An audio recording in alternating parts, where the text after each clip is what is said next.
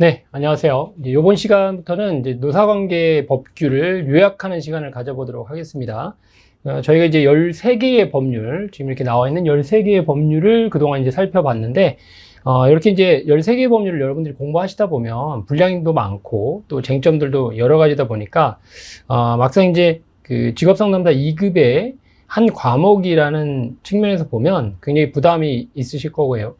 그리고 또 시험을 앞두고 여러분들이 좀 강약을 조절할 필요가 있습니다. 그런 의미에서 제가 이제 13개의 법률들을 한 시간에 그 시간 동안에 2개에서 3개의 법률을 묶어서 좀 정리를 해보려고 합니다. 그래서 13개, 지금 여기서 보시면 노동기본권까지 포함해서 13개, 법률로 보면 12개인데요. 각각의 내용들을 조금 통합적으로 정리를 하고, 그리고 좀 출제 가능성이 높고 여러분들이 아무래도 집중적으로 공부할 수 있도록 이 교재를 보면서 그런 핵심 사항들 위주로 정리를 해보려고 합니다. 첫 번째 시간에는 이제 노동기본권하고 근로기준법을 중심으로 좀 정리를 해보려고 합니다. 그런데 이제 근로기준법이 양이 많기 때문에 첫 번째 시간은 이제 노동기본권 그리고 근로기준법의 이제 일부 이렇게 해서 정리를 하고, 그 이후의 법률들도 이제 중요한 거 위주로 좀 얘기를 해보려고 합니다. 먼저 첫 번째 시간은 이 13개의 법률에서 우리가 조금 강조해야 될 것들을 그냥 간단하게 리뷰를 하고 좀 시작을 해보도록 하겠습니다.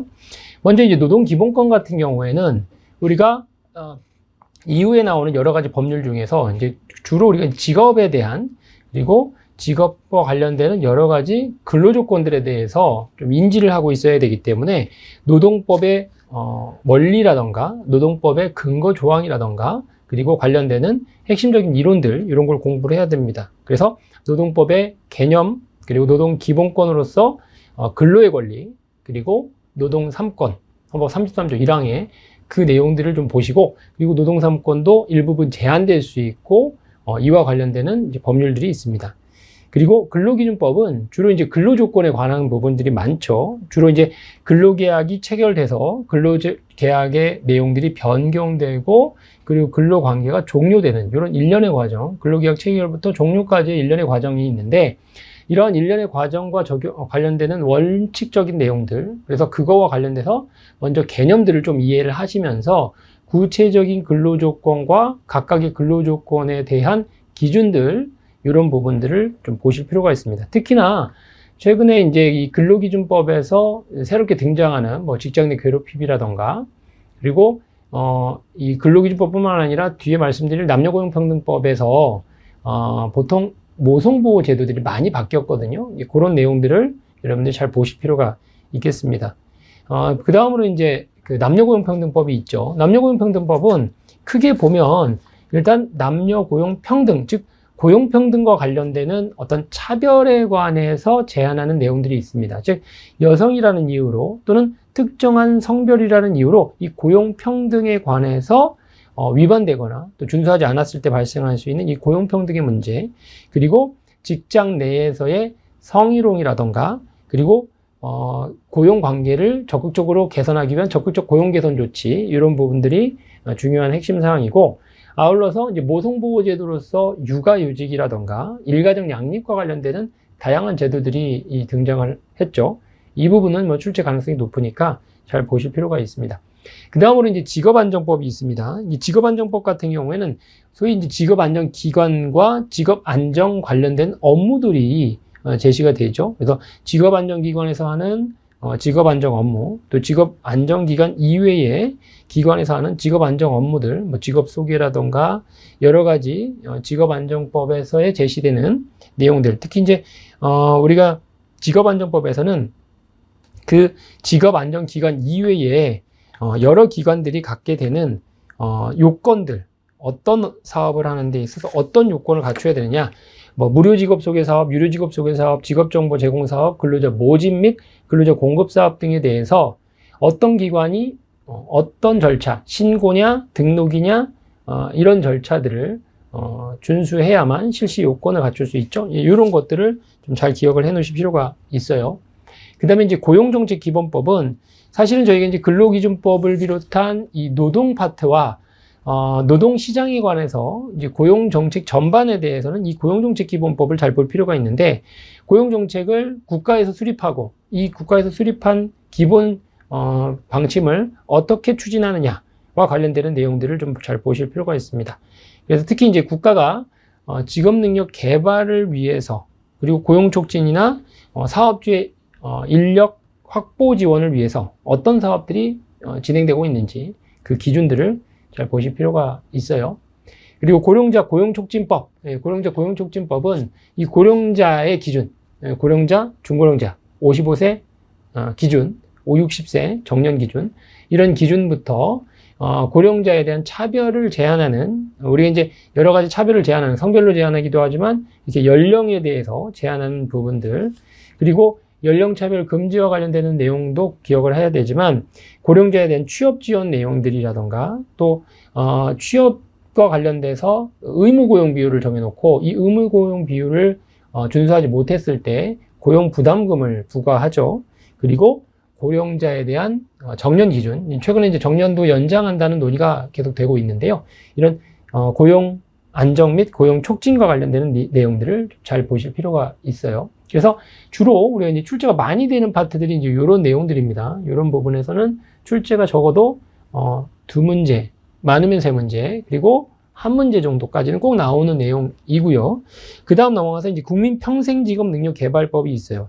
요거는 분량이 좀 많아요. 근데 이제 법 명칭이 바뀌면서 다른 법에도 영향을 많이 주는데, 이제 여기서 중요한 건 이제 국민이라는 말이 들어갔다는 거. 이 법률의 보호 대상이 국민으로 확장됐다는 거. 근로자에 한정되지 않아요. 그래서 직업능력 개발 훈련이라든가, 각종 직업능력 개발과 관련되는 사업들이 쭉 제시되고, 그와 관련되는 여러 기관이라든가, 그리고 훈련 교사, 훈련 기준, 이런 것들이 제시되는데, 이 영역들이 근로자 또는 실업자, 구직을 하려고 하는 노동시장에서의 경제활동 인구뿐만 아니라 그 이외의 국민 전체를 대상으로 확장돼서 운영되고 있다, 이렇게 보시면 됩니다. 그리고 고용보험법이 있어요. 고용보험법도 분량이 많습니다. 고용보험법은 앞서 말씀드린 고용정책이라던가 그 평생 직업능력 개발과 관련돼서 구체적으로 노동시장에서 직업안정기관인 고용지원센터가 어떤 사업을 하는지, 주로 실업 상태에 있는 구직자들에 대한 재취업의 기회를 보장하는 여러 가지 사업, 그래서 재취업되기 전까지의 실업에 대한 생계 유지를 위해서 구직급여라는 게 있고, 그리고 구직하고 나서 기업 내에서 직업 능력을 개발하고 자기가 직업의 능력을 통해서 보다 나은 평생 직업을 가질 수 있도록, 평생의 생계를 유지할 수 있도록 하는 이런 내용들이 제시가 되어 있어요. 그래서 고용보험법이 사실 분량이 꽤 많습니다. 꽤 많은데 이 고용보험법의 사업들 좀 잘 볼 필요가 있어요. 특히 요즘에 그 고용보험법은 아까 말씀드린 이제 직업 능력도 국민 전체로 확대된 것처럼 이 고용보험법도 단순히 이제 근로자에 한정되지 않고요. 소위 말하는 노무제공자라는 개념이 들어옴으로써 예술인이라든가 노무제공인, 과거에 이제 특수고용 형태 종사자라고 했는데 이런 대상자들에 대한 특례, 그리고 중소기업 사업주들에 대한 고용보험까지 영역이 확대되고 있습니다. 그러면서 아까 말씀드린 구직급여뿐만 아니라 모성보호와 관련돼서 이 고용보험 재원을 활용해서 육아휴직급여, 그리고 출산 전후육아급여, 이런 것들이 활용되고 있기 때문에 그 영역에 대해서도 잘 볼 필요가 있어요. 그 다음에 이제 근로자 퇴직급여 보장법이 있죠. 근로자가 퇴직 후에 근로조건을 이제 보장받는 겁니다. 그래서 근로자 퇴직급여 보장법에는 근로자의 퇴직급여를 보호하기 위한 여러 가지 조건들이 제시가 되어 있고, 그리고 보통 우리가 이제 근로조건으로서의 퇴직금 제도가 단순히 기업 내에서 지급의 재원을 마련해서 유지 관리하는 것뿐만 아니라, 이게 법정 퇴직금이죠. 외부 기관, 금융기관에 안전하게 운용할 수 있도록 하는 제도들을 두고 있습니다. 그래서 근로자 퇴직급여 보장법의 퇴직급여는 법정 퇴직금뿐만 아니라 퇴직연금 제도까지 포함하는 전반적인 퇴직급여에 관한 운용 기준이다라고 보시면 됩니다. 이 퇴직급여 보장법의 퇴직급여의 내용에 뭐 DB형, 즉 퇴직 확정급여형이 있고, 또 운용에 따라서 퇴직금을 조금 더 받을 수 있는 확정기여형, DC형이 있죠. 그래서 이런 유형들을 구별을 하고 있고요. 그리고 뭐 개인형 퇴직연금도 있고, 최근에는 이 퇴직연금 제도가 디폴트 옵션이라고 해서 DC형의 퇴직연금을 조금 더 효과적으로 활용할 수 있는 제도 개선이 이루어졌습니다. 그리고 중소기업에서 퇴직연금을 좀 더 효과적으로 활용하기 위한 제도 개선까지 포함해서 최근에 퇴직급여 보장법에 변화가 있다라고 보시면 되겠습니다. 그 다음으로 이제 비정규직 관련돼서 기간제 및 단시간 근로자 보호 등에 관한 법률에서 기간제 근로자와 단시간 근로자, 그리고 파견 근로자 보호 등에 관한 법률에서 파견 근로자, 이 세 영역의 근로의 형태에 대해서 일단 차별이 발생하지 않도록 제한하고, 차별이 발생했다면 시정할 수 있는 근로조건에 대한 시정 조치를 요구할 수 있는 제도들이 운영됩니다. 아울러서 각각 기간제 근로자는 기간 제한에 대해서, 단시간 근로자는 근로시간에 대한 비례하는 근로조건에 대해서, 파견 근로자는 근로 제공에 따라서 직접적인 고용관계가 분리되어 있다 보니까 발생하는 불법 파견 문제에 대해서 법적 기준을 제시하고 있어요. 그래서 거기에서 기준들을 좀 잘 정리를 해 놓으실 필요가 있습니다. 그리고 최근에 개인정보 중요하죠. 그래서 개인정보를 다루게 되는 우리 직업상담에서의 개인정보를 어떻게 관리할 거냐. 개인정보의 제공과 그리고 이용과 또 이 개인정보를 관리하는 것을 어떻게 할 것이냐. 동의를 받아야 되고 최소 제한으로 해야 되고, 그리고 이후의 활용이나 또 제공에 대해서 동의를 받아야 되는 이런 절차들에 대해서 구체화되어 있다라고 보시고, 최근에 개정이 많이 됐습니다. 마지막으로 채용 과정에서의 절차를 준수하도록 하는 채용 절차 공정화에 관한 법률까지 이렇게 12개의 법률, 그리고 노동기본권을 포함한 13개의 영역이 우리의 시험 범위입니다. 그래서 이런 영역들에서 여러분들이 딱 보시면 노동기본권에서 뭐가 나오겠지 라고 대략 예상을 할 수가 있어야 된다, 이렇게 말씀드리고, 구체적인 내용들을 좀 살펴보도록 하겠습니다. 먼저 1장 노동기본권부터 살펴보도록 하겠습니다. 노동기본권에서는 이 노동법 전체의 총론에 해당되는 파트 내에서 노동법이란 무엇인가, 이 노동법이라는 건 결국 자본주의 사회를 전제로 해서 근로자의 인간다운 생활을 할 수 있도록 법적인 규율을 하는 전체 총체라고 보시면 됩니다. 그런데 그게 우리나라는 헌법에 보장되어 있죠. 헌법에 32조의 근로의 권리와 33조의 근로 3권에 구체화되어 있고, 이걸 중심으로 노동기본권이라는 전반적인 노동에 관한 권리를 명시하고 있어요. 이 노동법은 몇 가지 특수성이 있습니다. 일단 노동은 어떤 물건과 다르게 노동이 갖고 있는 어떤 육체적인 신체에 포함되어 있는 특수성을 갖고 있어요. 그렇기 때문에 다른 일반 제품, 상품과는 다르다. 그래서 노동이라는 특수성이 있고, 두 번째는 이 영역은 개인 사업 사용자와 근로자 간의 근로계약을 맺는다는 측면에서의 사법적인 특성과 국가가 이런 개별 근로자와 사용자가 맺는 근로계약에 개입한다는 공법적인, 공법과 사법이 동시에 작용한다는 특수성이 또 있죠. 아울러서 과거에 우리가 자본주의 사회가 산업화되면서 17세기 이후 18세기, 19세기의 산업혁명 이후에 새로운 사회체제가 들어서게 됩니다. 그러면서 경제 시스템에서는 법적으로 시민법 원리가 작동하게 돼요. 시민법 원리라고 하면 기본적으로 소유권을 갖고 있는 소유한 자가 우선적으로 그 소유권을 행사할 수 있는 소유권 절대 원리가 있고요. 그리고 그 소유권을 갖고 있는 어떤 물건이라든가 자산을 갖고 있는 자가 다른 노동을 제공하는 대상과 계약을 맺을 때 이 계약에 관한 계약 자유의 원칙이 적용됩니다. 그래서 기본적으로 소유권 절대 원칙, 계약 자유 원칙, 그리고 과실이 있으면 책임을 진다는 과실 책임의 원칙이 노동에 관한 문제 이전부터 자본주의 사회의 중요한 법적 원리로 작용이 되어 왔어요.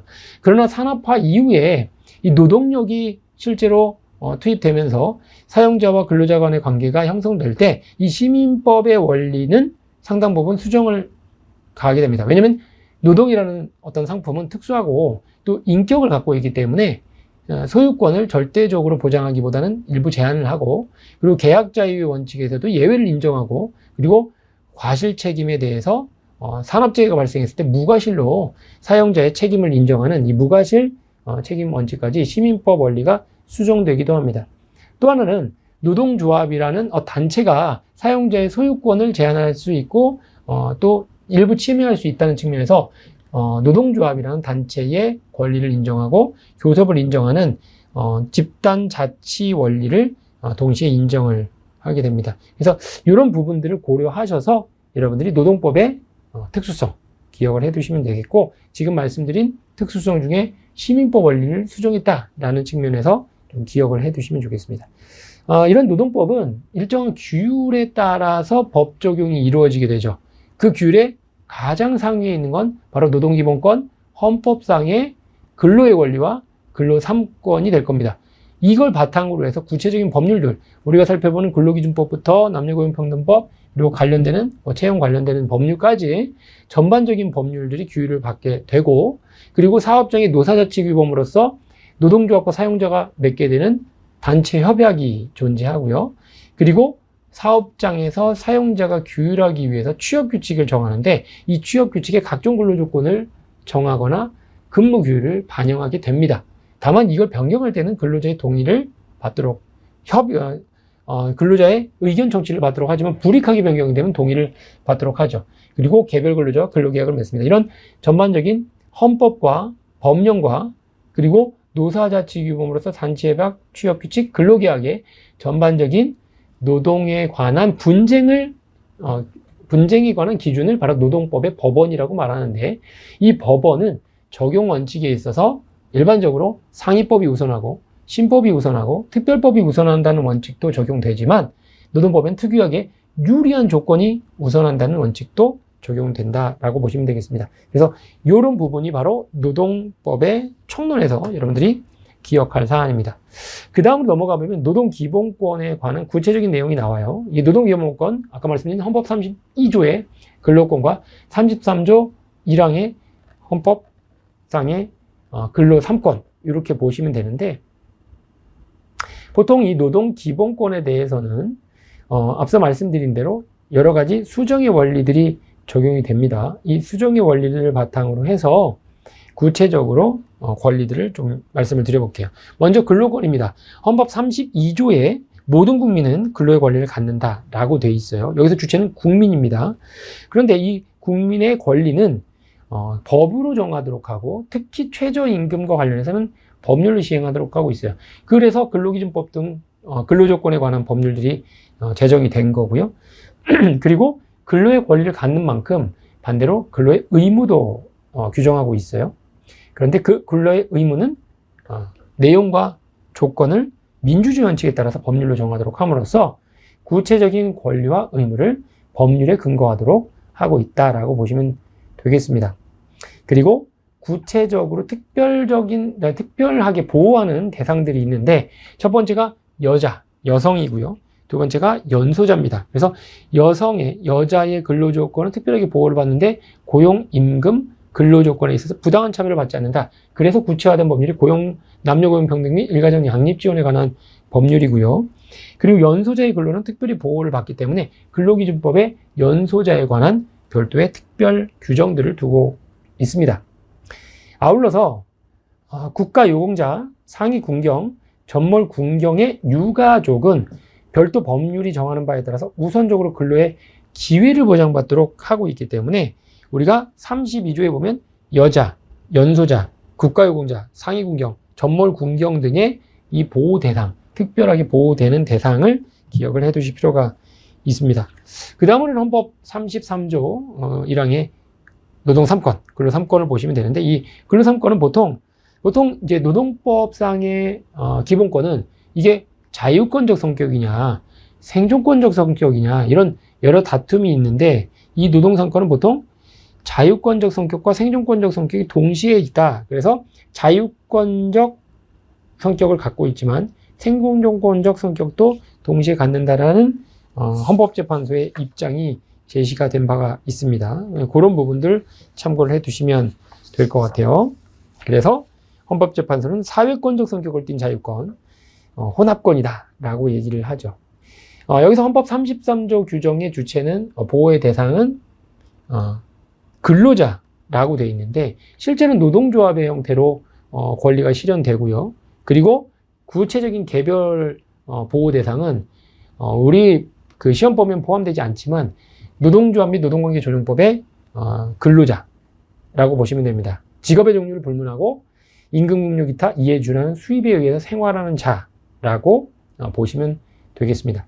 노동상권의 주요 내용은 단결권, 단체교섭권, 단체행동권 이렇게 되어 있죠. 그래서 단결권은 노동조합을 설립하고 가입할 권리라고 보시면 되는데, 이 단결권에는 적극적 단결권이 포함되는데, 즉 노동조합을 만들 권리, 노동조합에 가입할 권리, 그런데 노동조합에서 탈퇴할 권리도 포함되느냐, 소극적 단결권이 포함되느냐라는 다툼이 있습니다. 그래서 소극적 단결권에 관한 논의가 있죠. 두 번째는 이 개별 근로자의 단결권뿐만 아니라 노동조합의 단결권도 인정돼요. 이 노동조합의 단결권은 단결 강제라고 얘기를 하고요. 보통 유니온협의 형태로 운용이 됩니다. 그래서 단결권의 영역에서는 이 정도 기억을 해두시면 되고, 단체 교섭권이 있죠. 단체 교섭권은 노동조합이 사용자에게 근로조건에 관해서 교섭을 요구할 권리, 그 교섭을 통해서 단체 협약을 체결할 권리, 이렇게 보시면 됩니다. 단체 협약 체결권도 포함된다, 이렇게 보시면 되고요. 단체 행동권은 구체적으로 법률에서는 쟁의행위라고 규정되죠. 그래서 쟁의행위는 파업, 태업, 직장 폐쇄 이렇게 포함되는데, 그래서 파업, 태업, 피켓팅 이런 여러 유형의 노동조합의 단결권은 이 헌법 33조 규정에 의해서 도출되지만, 직장 폐쇄는 이 헌법상의 근로 3권으로부터 도출되는 게 아니고 사용자의 경제적인 자유 측면에서 도출되기 때문에 이거는 근거가 좀 다르다라고 보시면 됩니다. 그래서 쟁의행위에 대해서 개념이라던가 구체적인 유형들을 좀 보실 필요가 있고요. 지금 말씀드린 단결권과 단체 근로 3권은 전반적인 근로권과 근로 3권은 헌법상의 조항이기 때문에 그 자체로도 보장을 받아야 되지만, 거기에 써 있는 문구상의 내재적인 한계가 존재하고, 일반적으로 국가안전보장이나 질서유지, 공공복리 등의 측면에서 제한을 받을 수 있습니다. 아울러서 근로의 성질에 따라서 사실상 노무에 종사하는 자는 근로 3권 전체를 보장받지만, 공무원이라든가 교원은 단체 행동권을 제약을 받죠. 그리고 사업의 성질에 따라 주요 방위산업체 종사자의 경우에도 쟁의행위를 할 수 없도록 하고 있습니다. 이렇게 해서 근로권, 근로 3권, 즉 노동 기본권에 대해서 좀 핵심적인 내용 위주로 좀 정리를 해보았습니다. 연결해서 이 근로기준법을 한번 보도록 하겠습니다. 이 근로기준법은 너무 방대하죠. 굉장히 방대합니다. 그래서 제가 적당한 범위 내에서 이렇게 좀 끊어서 정리를 해볼게요. 먼저 이제 총칙에서는 이 법의 이제 목적은 다음에 나오는 법률들 잘 기억을 하셔야 되는데, 여기서는 이제 근로조건의 기준을 정하는 게 가장 큰 목적이죠. 개념에서 근로자 개념이 있습니다. 여러분들이 여기 법률에 나오는 여러 법률, 12개의 법률 중에서 많은 법률들이 이 근로기준법의 근로자 개념을 차용하고 있어요. 그래서 근로자가 직업의 종류와 관계없이 임금을 목적으로 사업이나 사업장에 근로를 제공하는 자, 이렇게 되어 있는 법률이 일부 있어요. 그런데 또 일부 법률들은 이렇게 근로자의 개념이 굉장히 넓게 규정돼서 사업 또는 사업장에 종속되어 있지 않은, 즉 근로를 할 의사가 있는 경우까지도 포함하거나, 또는 그것과 상관없이 전반적인 노동시장에서의 활동할 수 있는 국민 전반을 규율하는 경우로 나눠집니다. 그래서 그거는 구별을 좀 해주실 필요가 있다. 적어도 근로기준법은 특정한 사용자에게 채용된 걸 전제로 한다, 이렇게 보시면 됩니다. 그 다음에 이제 근로계약은 근로 제공을 목적으로 임금을 지급받을 것을 목적으로 하는 것이다, 이렇게 보시면 되고, 임금은 근로의 대가라고 보시면 됩니다. 그 다음에 이제 평균 임금은 퇴직 직전 등의 사유가 발생하기 직전 3개월간의 받은 금액을 그 기간으로 나눔으로써 하루치 임금을 산정하는 방식이다, 이렇게 보시면 되죠. 이런 개념들을 좀 기억을 해 두시면 됩니다. 이 근로기준법에 적용되는 몇 가지 원칙들이 있는데요. 간단히 볼게요. 법정 기준보다 저하시키면 안 됩니다. 노사가 근로자와 근로조건을 대등하게 결정해야 됩니다. 그리고 이 근로기준법의 기준을 준수할 의무가 있습니다. 그리고 제일 중요한 것 중에 하나는 균등처우, 성별, 국적, 신앙, 사회적 신분에 차별해서는 안 됩니다. 이런 이유로 차별할 수 없습니다. 그리고 강제근로나 폭행이나 중간착취 이런 것들은 금지됩니다. 이런 원칙들 기억을 좀 해두시면 좋겠고, 또 근로관계에 있더라도 공의 직무, 선거권, 피선거권 이런 것들이 보장받도록 하고 있습니다. 이런 근로기준법은 일단 5인을 기준으로 해서 5인 이상은 전체 다 적용되고 5인 미만의 경우, 즉 4인 이하죠. 4인 이하의 경우는 일부분만 적용을 받게 됩니다. 최근에 이게 개정 논의가 있죠. 그래서 4인 이하의 경우에는 주로 해고와 관련되는 규정들, 그래서 정당한 이유 없는 해고 금지라던가 경영상 해고, 그리고 휴업수당, 연차휴가, 연장야간 휴일근로, 수당 이런 것들은 일단 적용받지 않게 돼요. 그래서 5인을 기준으로 해서 적용 여부가 달라지는데 아예 적용이 안 되는 경우도 있어요. 동거의 친족만을 사용하는 경우와 가사사용인의 경우는 아예 이 규정을 적용받지 않게 됩니다.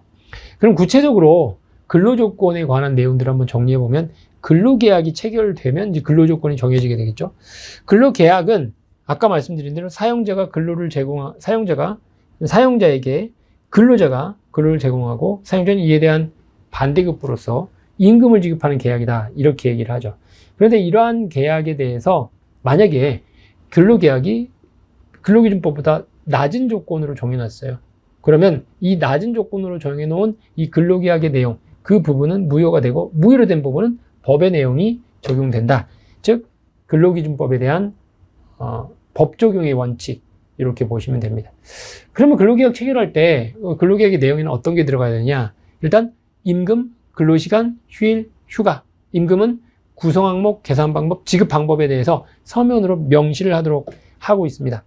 이렇게 서면 명시 사항이 정해져 있는데, 이 서면 명시 사항은 뒤에 나오는 기간제 및 단시간 근로자 보호 등에 관한 법률이라던가 파견 근로자 보호 등에 관한 법률에서는 요 명시 사항이 좀 달라요. 특히 기간제 근로자는 근로계약 기간이 명시된다는 측면에서 좀 차이가 있고, 단시간 근로자는 일별 근로시간이 추가되기 때문에 이 근로기준법상 명시사항과 기간제 및 단시간 근로자 보호 등에 관한 법률상의 명시사항은 좀 차이가 있다라고 보시면 됩니다.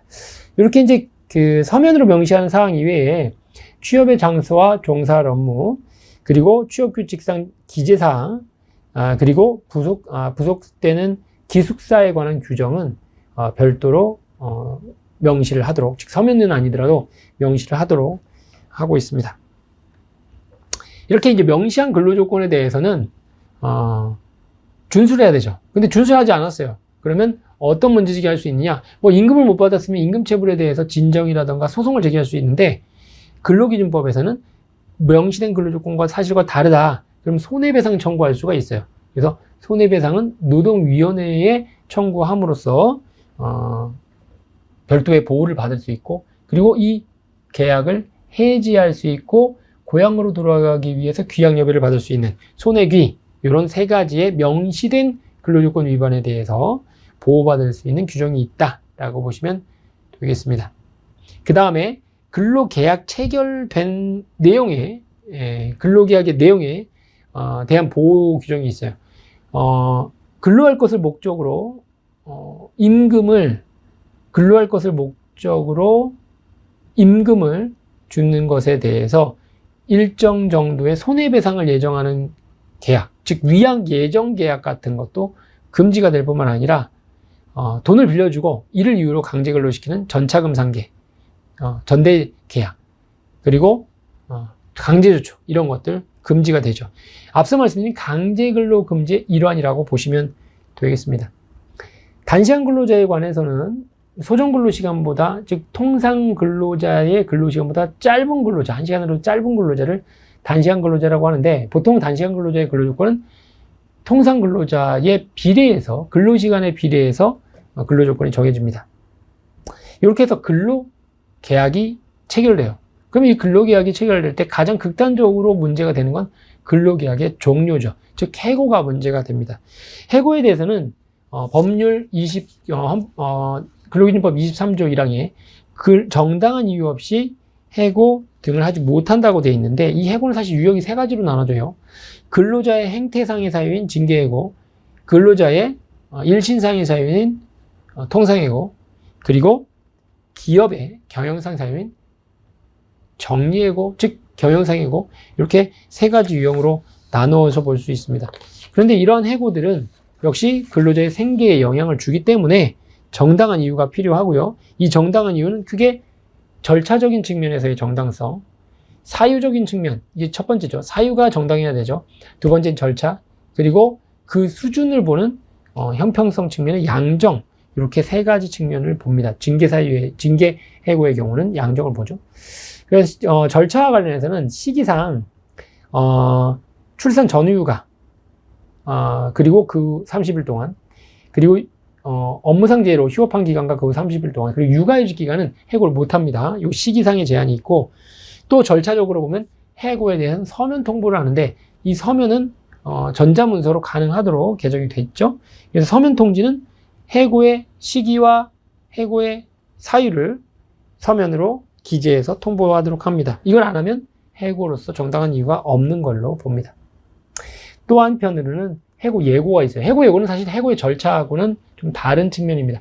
해고 예고는 다른 기업에 가기 전까지 어떤 생계 유지를 위해서 기간을 좀 확보해 주는 거죠. 미리 해고 예고를 해서 다른 취업의 기회를 보장하거나, 아니면 그 보장을 못할 정도로 빨리 해고를 해야 된다.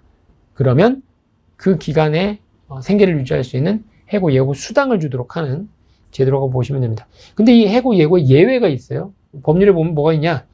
계속 근로한 기간이 3개월 미만인 경우, 천재사변 그 밖에 부득이한 사유로 사업을 계속할 수 없는 경우, 그리고 근로자가 고의로 사업에 막대한 지정을 초래하거나 재산상 손해를 끼친 경우, 고용부령에 자세히 나와 있는데, 이런 내용들의 경우에는 해고 예고하지 않아도 됩니다. 그리고 해고의 유형 중에 경영상 해고가 있죠. 경영상 해고는 긴박한 경영상의 필요성, 해고의 필요력, 해고 대상자 선정의 공정성, 합리성, 그리고 이러한 해고 회피 노력과 해고 대상자 선정 등에 대해서 근로자 대표 협의하고 사전에 통고할 수 있는 절차들을 마련해 놓고 있습니다. 그런데 이 해고는 대량의 인력을 해고할 수 있기 때문에 해고 계획을 관할 노동관청에 신고해야 됩니다. 그래서 99명 이하인 경우에는 10명 이상 해고할 때, 그리고 100명 이상 999명 이하의 경우는 상식으로 했을 때 10% 이상 해고할 때, 그리고 1000명 이상인 경우에는 100명 이상 해고할 때 관할 노동관서, 즉 노동부 장관에게 결국 신고하게 되는 거죠. 그래서 그런 내용들 기억을 해 두시면 됩니다. 근데 만약에 해고가 부당하다, 그러면 어느 기관에다가 구제를 요청할까요? 바로 노동위원회에다 구제를 요청합니다. 구제 요청은 해고된 날로부터 3개월 이내에 구제 신청을 해서 신문과 판정회의를 거쳐서 그 해고 처분이 정당하다라고 하면 기각 결정하고, 부당하다 하면 이 해고를 취소하는 결정을 하게 되겠죠. 그런데 이 해고에 대해서 판정이 나왔는데도 이행하지 않는다. 그러면 노동위원회는 이행강제금을 부과할 수 있죠. 그래서 이행강제금과 관련되는 내용들도 좀 기억을 해 두시면 되겠습니다. 이렇게 해서 이제 근로관계의 종료에 대해서 일정 정도 규제를 하고 있는데, 만약에 종료가 됐다라고 하면 조금 보장에 대해서는 우리가 신경 써야 되는 내용들이 있어요. 첫 번째는 퇴직급여에 관한 거죠. 그거는 근데 퇴직급여 보장법에 자세히 나와 있어요. 근로자 퇴직급여 보장법에 자세히 나와 있기 때문에 여기서는 간단히 넘어가고, 퇴직을 하게 되면 각종 근로조건을 청산해야 됩니다. 즉 금품 청산, 근로기준법 규정에 36조에 금품 청산 규정이 있는데, 금품 청산은 사망이나 퇴직한 경우에 그 지급 사유가 발생한 각종 금품에 대해서 14일 이내에 청산을 하도록 되어 있어요. 이 14일을 기억해 주시고요. 그리고 합의해서 그 기일을 연장할 수는 있습니다. 근데 만약에 이 14일 동안 14일 이내, 퇴직하고 14일 이내에 청산해야 되는데 그 기간을 준수하지 못했어요. 그럼 어떻게 되나요? 지연이자가 발생해요. 미지급 임금에 대한 이행해야 될, 즉 청구권이 근로자한테 발생할 뿐만 아니라 지연이자도 발생합니다. 그 지연 이자는 일단 법률상 40% 이내라고 되어 있는데 실제로 대통령령에 보면 20%라고 보시면 됩니다. 그래서 지연 이자가 발생하지 않도록 14일 이내에 청산을 해야 될 필요가 있고요. 그리고 이러한 상황에서 회사가 망했다. 그러면 근로자의 임금 청구권은 여전히 존재하지만 다른 우선하는 채권이나 물권이 사용자가 먼저 청산해야 되는 또는 제3의 기관에서 채권 청구나 또 물권 행사를 할 수 있는 경우가 있어서 임금은 최우선으로 변제를 하도록 합니다. 그 최우선 변제 범위가 최종 3월분의 임금과 재해보상금과 최종 3년분의 퇴직금. 이 최종 3년분의 퇴직금은 퇴직급여 보장법에 명시가 되어 있죠. 그래서 임금 채권의 우선 변제에 대해서 좀 기억을 해 두실 필요가 있습니다. 그 밖에도 취업방해 금지나 근로자 명부의 작성, 계약서류의 보전 3년이죠. 그런 내용들도 같이 좀 기억을 해 두시면 괜찮을 것 같아요. 그런데 우리가 이렇게 이제 계약 체결과 근로계약 종료까지 살펴봤는데 또 하나 이제 빠뜨리면 안 되는 게 근로계약의 내용에서 어떤 근로조건이 정해지냐는 거죠. 바로 근로조건에 관한 내용을 반드시 여러분들 기억을 하셔야 됩니다. 근로조건에서 가장 핵심은 뭡니까? 임금이죠. 임금, 아까 우리가 임금, 근로의 대가라고 했고 평균임금은 산정사유 발생하기 전 직전 3개월간의 받은 임금을 그 기간으로 나눈다고 했는데 조금 더 구체적으로 근로기준법에 임금에 관한 내용을 정해놓고 있어요. 그래서 임금의 개념은 임금, 근로의 대가, 평균임금, 아까 말씀드린 직전 3개월의 평균임금을, 임금 총액을 그 기간으로 나누는 거, 그리고 통상임금이라는 개념이 있죠. 통상임금의 경우에는 정기적, 일률적, 고정적으로 지급되는 금품, 이렇게 볼 수 있어요. 그래서 범위로 보면 임금이 가장 크고 그 안에 평균임금이 있고 그 안에 통상임금이 있는데 이게 다 같을 수도 있어요. 사업장마다. 근데 여러분 기억하실 건 뭐냐면 평균임금 산정할 때 평균임금 산정사유 어떤 걸 산출할 때 평균임금 개념이 사용되냐 이렇게 보시면 됩니다. 퇴직금, 휴업수당, 연차유급 휴가수당, 재해보상금 그리고 징계로서 감급의 제재, 감봉액이죠. 이렇게 5가지와 추가적으로 고용보험법의 실업급여까지 포함해서 6가지를 보시면 됩니다. 그래서 두 문자를 따서 태유, 연재, 감, 급 이렇게 해서 기억을 해 두셔야 돼요. 왜 이걸 말씀드리냐? 통상임금의 산정 사유와 다르기 때문에요. 통상임금 산정 사유로서는 해고, 예고 수당, 연장, 야간, 휴일 근로, 가산 수당, 그리고 연차유급, 휴가수당, 출산 전후유급 수당 이런 것들이 인정되는데 되게 범위가 넓어요. 통상임금으로 하는 것들은. 그런데 평균임금은 딱 요 6가지 정도만 기억을 하시면 됩니다. 퇴유, 연재, 감, 급 이렇게 해서 그래서 이거 이외의 사항은 대부분 통상임금이다. 근데 여기서 주의할 건 연차휴가 급여, 연차휴가 수당은 평균임금으로 할 수도 있고 통상임금으로도 할 수 있는 이 선택지가 근로자에게 있다라고 보시면 됩니다. 통상임금 관련해서는 아까 말씀 정기, 일률, 고정적인 성격의 임금이라고 보시면 되는데 그 산정 사유들을 좀 간단하게 보시면 됩니다. 임금 관련해서는 우리가 보통 사용자의 귀책 사유 일을 못할 경우가 있어요. 근로자는 일하고 싶은데 회사가 잠깐 멈춰야 되는 경우가 있어요. 원료를 제공받지 못하거나 각종 천재지변이 발생했거나 또 회사의 운영을 잘못했거나 근로자는 일하고 싶은데 회사가 멈추는 경우가 있어요. 이때 활용되는 게 휴업수당입니다. 휴업수당은 평균임금의 70% 이상을 보장해요. 여기서 평균임금이 활용되는 거예요. 휴업수당. 그런 면에서 기억을 해 두실 필요가 있겠습니다. 그 다음에 이제 임금의 지급 방식인데요. 임금의 지급 방식은 그때 보통 4대 원칙이라고 얘기를 하죠. 직전 통일, 직접불, 전액불, 통합불, 일정 기불. 그래서 직전 통일 이렇게 해서 여러분들이 임금의 4대 원칙을 좀 기억을 해 주시고 요거가 별개로 비상시 지급 원칙이 있어요. 사용자는 근로자가 출산, 질병, 재해, 그 밖에 대통령령으로 정하는 비상한 상황에 대해서 충당하기 위해서 임금을 지급받을 날짜 이전에 청구할 수 있어요. 그러니까 일은 했는데 아직 지급일이 도래하지 않았어요. 그런 경우에 출산, 질병, 재해 등의 사유의 경우는 미리 청구할 수 있어요. 그 비상한 경우로 구체적으로 나와 있는 게 뭐냐면 근로자하고 그 근로자의 수입에 의해서 생활을 유지하는 자의 출산이나 질병이나 혼인이나 사망이나 부득이한 사유로 일주일 이상 귀향하는 경우, 이런 영역에 대해선 비상시 지급의 대상이 될 수 있다라고 보시면 되겠습니다.